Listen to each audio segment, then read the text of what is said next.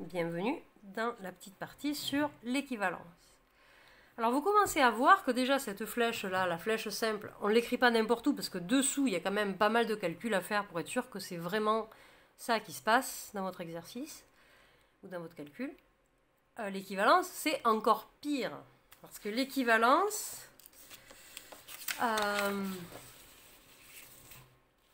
votre équivalence P équivaut à Q, cette flèche que vous avez envie de mettre tout le temps partout entre n'importe quelle ligne de calcul, n'importe où sans réfléchir.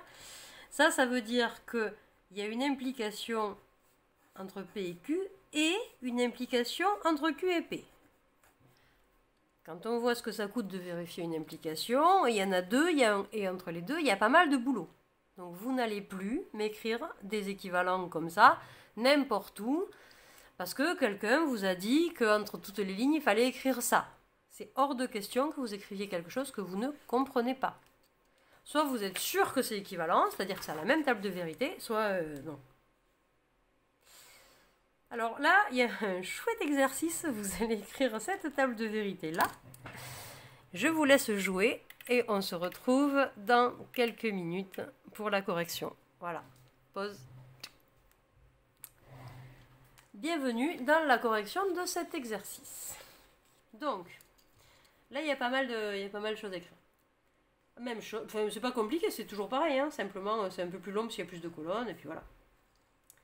Je vous conseille fortement d'écrire toujours les choses dans le même ordre. 0, 0, 1, 1. Voilà. Toutes les possibilités de P et de Q. Bien. Alors, on veut P et Q. Alors, P et Q, ce n'est vrai que quand j'ai les deux, donc ce n'est vrai que là, et c'est faux ailleurs. Ensuite, je vais faire une colonne pour non P ou non Q. Alors, pour ça, je vais écrire la colonne qui correspond à non P, la colonne qui correspond à non Q, la colonne qui correspond à non P et non Q. On veut non P et non Q. Hein. Donc, non P, je regarde P, je fais la négation. Quand j'ai un 1, je mets 0 ici. Quand j'ai 0, je mets 1 ici. Non Q, je regarde Q, je fais la colonne qui correspond à la négation. D'accord? Ensuite, non P et non Q, il me faut les deux. Donc j'ai 1 ici et 0 ailleurs. Donc, pardon, je farfouille, j'essaye de vous trouver. Excusez-moi pour le bruit de farfouillage.